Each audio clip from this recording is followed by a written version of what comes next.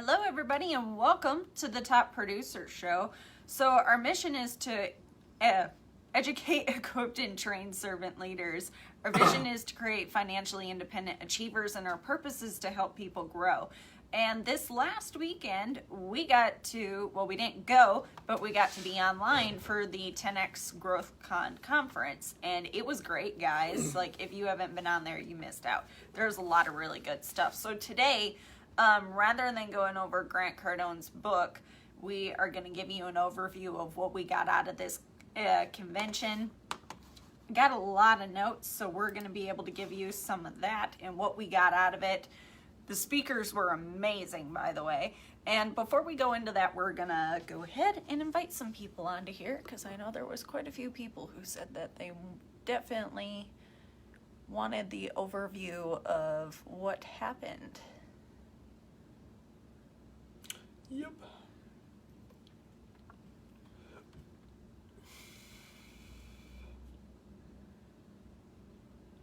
Yeah, and it was really cool how they did it. So there was only so many people that they can have in the room, but everybody who was physically at the conference paid a minimum of $1,000 to be there. Now that was also with some workshops and coaching. So right after, whenever they would take a break or when they were done with certain sections, everybody would go to these different rooms at the hotel and they would actually talk about, okay, this is what we went over. How does this apply to you? How does this apply to your businesses? And how can you take this information and really apply it? So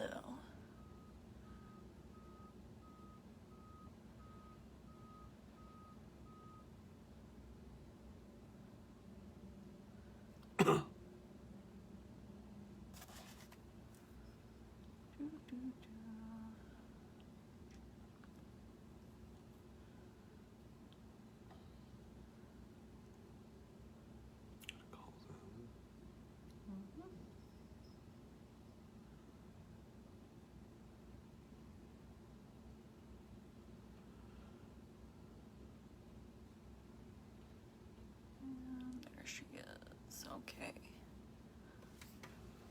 All right, we got everybody. So, I got a lot of notes here, and there was a couple like one-liners of just things that people would say. So like, I'm gonna try to read back my notes to you guys as best as I can. Some of it might not make sense because they did have a lot of stories, but every once in a while somebody would say something and I'm like, oh my God, that's so good. I can apply it over here. So the first speaker that I got to see was Mike Rowe, and you might know him from Dirty Jobs, or at least that's where I know him from. It was the only TV show that me and my brother could actually agree to watch together. So I've always known him from there, but what I didn't know was a little bit of his backstory. So a little bit about him is he actually grew up around handymen. And his dad was really, really good at it. He was like, this is the guy. He could take anything, take it apart and put it back together. And his grandfather and his father did it. So he was like, so this is what I thought I was going to be doing. And he's like, I went on all these projects with everybody. And he's like, and what I found out is that I wasn't actually that good at it. He's like, and it wasn't until my mom pointed out, like, honey, I think you might need a new toolbox. And what she meant was, maybe this isn't for you. You need to go find something else. And so he went from there, and he spent 7 years in the opera, which he's like, I got to wear pirate costumes and like all this other fun stuff. And he's like, it was very different, but I did enjoy it. And he's like, and what I found out is there's a lot of single women there. And he's like, so I stayed for a very long time. He's so funny to listen to. But then after a while, he's like, okay, like, I don't want to stay here forever either. Like, I'm not going to be in a pirate costume for the rest of my life doing opera. He's like, even though I like it, I do need to move on to something else. So he went into sales, and I think he applied to QVC. And now their hiring process is very tricky because he was going on late night TV and basically taking a product and just talking about that product for about 3 minutes. And what they had him do was, for the hiring process, the person slid a pencil to him and they're like, I need you to sell me this pencil, talk to me about this pencil for 8 minutes. And if you could do that, then you were hired. And he was able to do it, and they hired him on, brought him to the studio. And what he ended up eventually talking about was the submissive posture. Whenever you see, and he talked about 2 wolves. He's like, if you see a very large wolf and a smaller wolf, the smaller wolf will usually take a submissive position to show that the alpha is not threatened. Like, we don't need to fight. I already know that you're going to win. So, like, belly up and like, hey, this is what we need to do. And he was teaching that it's not always a bad thing to take a submissive position, because when he went on this late night show, or a late night TV commercial, basically, he had to talk about a product, and he's like, I don't even know what the heck this is. So what he did is he's like, I took this submissive posture, and when I got on TV, and he's like, I'll be perfectly honest, this is what we're talking about today, but I don't even know what this does. He's like, so here's the phone number. Why don't you guys, like, tell me how this works. What was your experience with it? And he started getting more of the audience involved. And this is like at 12 a.m. in the morning. And he started getting people involved. But he's like, by not presenting myself as the expert, because I wasn't, he's like, I took the submissive position and got creative with how I need to get people more involved and have something to talk about. And he's like, and actually, we got more volume from me doing that than me just talking. He's like, the other people that we worked with, they were very monotone, like kind of boring, like, okay, we're going to talk about this. But he's like, I kind of made it a joking matter. It was just like, oh, I don't know what this is either. So this is kind of the information that I have about it. But like, what does this do, guys? I have no idea what this does. And people thought it was so comical, and people really got involved.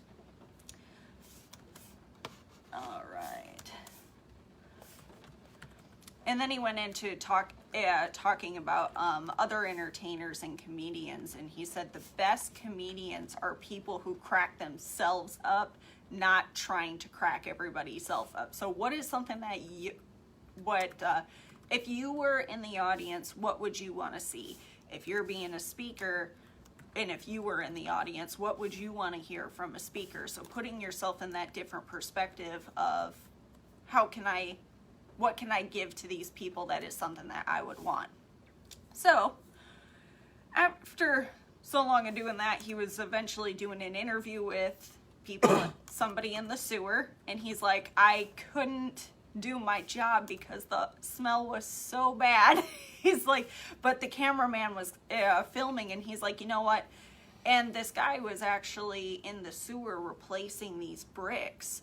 And eventually he was just like, you know what? I really can't do my job right now. Why don't we just help this guy do his job? And the cameraman was still recording, and he was just talking to him about all the different things that he did. And what he ended up finding out is this guy, even though he had an incredibly messy job, and it wasn't pleasant to physically do, he actually had a really nice life outside of his job. He's like, I have a really nice house, I have a pool, I got a margarita machine, and we get to go home and we're gonna go grill and hang out by the pool. And he's like, and this guy's house was very, very nice. So he's like, that's another example of taking a submissive posture. It's sometimes the work isn't always sexy, it's not glamorous, but he's just like, but sometimes you have to do the things that are not glamorous to get the things that you want. And he's like, but it's also having a passion of doing something, because he's like, you don't work always in your passion, but you can always bring passion with you, being passionate about what you're doing no matter what it is. And he's like, that's an example of that. So you don't always have to be the expert, but but you have to be submissive and willing to learn sometimes. So sometimes not always being the expert and just asking enough questions will get you further along than just always presenting yourself as the expert. So after they did all this, the cameraman was recording everything here. They still posted it on TV, or they still broadcasted it on TV, and a ton of people, they got all these phone calls about him just doing this, and he's like, I have an idea. And that's where the show Dirty Jobs the idea of dirty jobs started coming into play. He's like, I don't have to be the expert. I could just go in and ask the questions. And that's what he eventually became really, really good at. So follow the opportunity, not where everyone else is going, and follow the opportunity, and you'll learn how to love it. So you can be up to your chest in filth, but you can also go home to a pool and a margarita machine.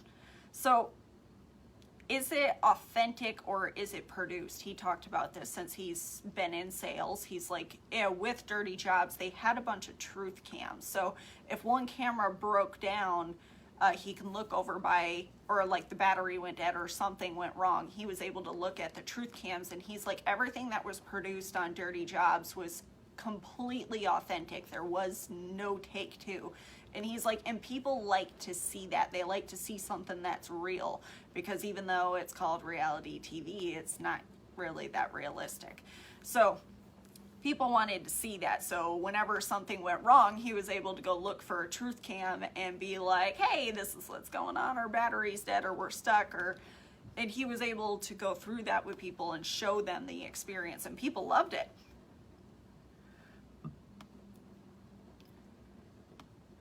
It doesn't have to be glamorous, but it just has to be the truth. So that was the truth cam. So the greatest enemy of a plan is a perfect plan, because the plan never goes according to plan. Ever. So it's the biggest enemy when you're trying to be an entrepreneur, because if you don't adapt, you are basically gonna die. And you can build a team, but it starts with you, and there is no take two. You have to know when to take that submissive posture. And so in business, it's okay to do that. If you don't know what's going on, you need to ask the right questions. And actually, it was, who's the comedian that we got to see last time? Kevin Hart talked about this. He's like, you gotta ask the unpopular questions. He's like, you gotta ask the stupid questions of what you need to go do. You don't always need to look smart all the time. He's just like, I looked like an idiot doing this. He's like, I got all this money, and I've never had this much money before. And he's like, I went to the other successful people that I knew, and he's like, what do I do here? I have no idea. You need to educate me. So this is kind of what he touches on too. I loved listening to this story, because I didn't even know all this previous stuff of what he went through. So it was really cool to listen to all that. Oh, let's see. The next person who I really got a lot out of was Swan Sit. So she's on Clubhouse, which is a social media platform that I had no idea existed until this weekend. She was in the beauty industry for 10 years, and she took Elizabeth Aaron and basically gave the whole company rebranding and just an extreme makeover, make it more modern, because it was one of those companies where they were just old and they didn't really keep up with everything, and she was able to turn it around. So business is business, but they are built by people, and being intimidating is a compliment, but it's a positive intimidation. So when you walk, I don't know if you guys have ever felt that, where you just walk into a room and somebody's very successful and you feel a little intimidated by them, because you're like, oh my God, like this person has done a lot. And they're like, that's a good compliment to give somebody, and it's a good compliment when other people, because it really shows that you're starting to do something, and it's not a bad thing. It's just, and it happens with everybody, and no matter where you're at, you could be $1 million earner, but then still be in a room where you look around and you're like, wow, we are the poorest people here. Because this happened with some people in our company. And they're like, we do very well, but we went to a wedding and we realized that we were the poorest people there, because when all the conversations around us were people that were talking about their first home, their second home, their third home, well, like a vacation home, like a boat, and they were talking about all these different things, and they're just like, oh wow, we are the poorest people here. And it was intimidating because of who they were around, but they're like, it's a good intimidation, because unless you get around people who make you a little uncomfortable, who are more successful, you're not going to want to improve yourself. And until you're a little bit uncomfortable, you're not going to improve. So what are 3 things you want to know? So and another thing she talked about was, what are 3 things you want to be known for, whether it be your brand, your company, yourself, and you want to ask some other people what they think that those 3 things are. So you want to come up with your 3 things, and then you want to ask the people who are closest to you in business, maybe even a couple of friends who know you and know you very well, and ask them, what do you think I should be known for? And she's like, sometimes people come up with stuff where you're like, oh, I would have never thought that, or that should be something that I should be known for. And then you can figure out how to implement it if it makes sense. So sometimes people see something that you don't and that you never thought. And know enough to be dangerous. She talked about this. She's just like, you don't have to be an expert on everything, but you do have to know enough to know what needs to go on. This happens in marketing, because we have a traditional business, and I related it to that, is when it comes to marketing, if I ever go and hire somebody, I need to know enough about how it works to know whether or not I'm getting a good service and whether or not the deal is going to be worth it. Because that's where people can really slip up when they start developing partnerships, is they don't understand that person's job. You don't have to be great at it, you just got to understand how it works, because otherwise that's how you can slip up and end up working with the wrong people, and that's where you can get yourself into trouble. So entrepreneurs are very adaptable, and the rest of the world had to learn how to do it this last year. I thought that was a really good one. And sorry if my notes are a little choppy, like there's so much information being thrown at us at one time, so I'm trying to compress this so that way it makes sense to you guys. The next person was Pete Vargas. Pete was great to listen to. I loved listening to him. And he had 3 strategies that Grant used to generate 8 figures. And in this past year, because March 2020, he lost $5 million with everything that was going on with COVID. So that was with live events, major speaking events, and consulting contracts. That is what they lost during this whole lockdown and everything, because they weren't able to host their live events. They had to redo everything, and they're like, okay, well, that kind of sucked, but now we need to figure out how we're going to make this work. So 3 core components. Number 1 is communication. Number 2 is OPS versus OPM. And 3 is own your own virtual experience. So world-class communicator. So be you and don't try to be somebody else. People relate more to you when you're just, if you just throw up a camera and start talking and being yourself, people are more likely to listen rather than trying to listen to very polished version of what you're trying to be. Now, during this whole thing, Pete had this idea that he brought to Grant Cardone, and he's like, you know what we need to do? We need to do a pitch off. Like, we pick so many out of 5,000 people, we listen to all these people's pitches, and what we do is we're going to give a prize to somebody who pitches the best. And actually, I recorded this pitch for you so that way you could see it, and I have it. Now, I can't post it online, but I do have the pitch because they eventually broadcasted it and showed, and we had to find what were the things that this guy did very, very well, and why Grant picked him to be able to give him money, to be able to invest into his business, which was really, really neat. So OPS versus OPM, so other people's stages versus other people's money. So use it as leverage and use the other person's influence. So because if you don't have enough influence, who's somebody else that you can link arms with that you may know or have built a relationship with? And a really good place to do this, where I kind of figured out how to do it, is on TikTok. Because you can duet with other people and you can kind of comment.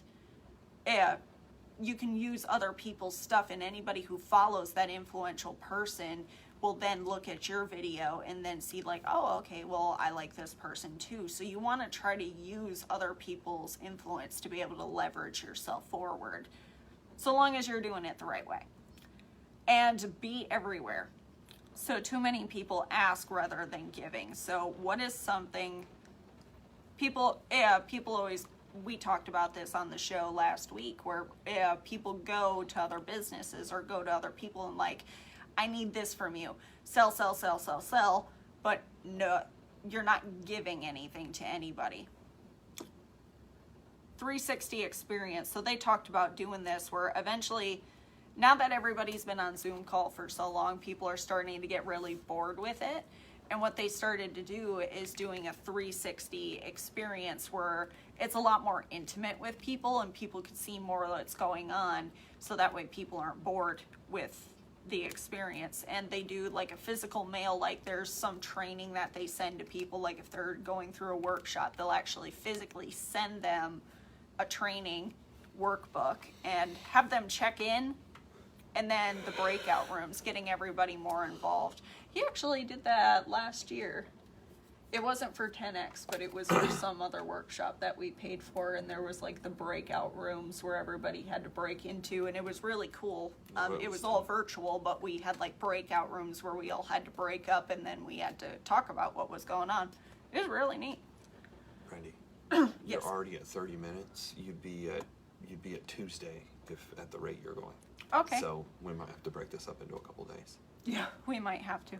So, do you have an appointment coming up? Yes. Okay. So, how much time do I got? You're done. I'm done? Okay. So, we're going to have to break this up into a couple of days. I didn't realize he had an appointment. So, we left off on Cindy Eckert. I know I got that wrong. But basically, we left off on Cindy. So, we're going to continue this tomorrow when we have a little bit more time. But thank you guys for jumping on. Let me know in the comments what was your biggest takeaway from this so far. I know there's still a lot more to come, but let me know what your biggest takeaway is, and go follow us on the Top Producer Show Facebook page. And also this video is going to be uploaded to YouTube, so that way if you guys would like to go back and rewatch it, you are more than welcome to. And once I'm finished with the overview, I will post these notes from the conference onto the Top Producer Show Facebook page, which is why you're going to want to go follow that page. And I'm going to post it there. That way you guys kind of have the notes. So with that, that is what we have for today. And we will see you tomorrow.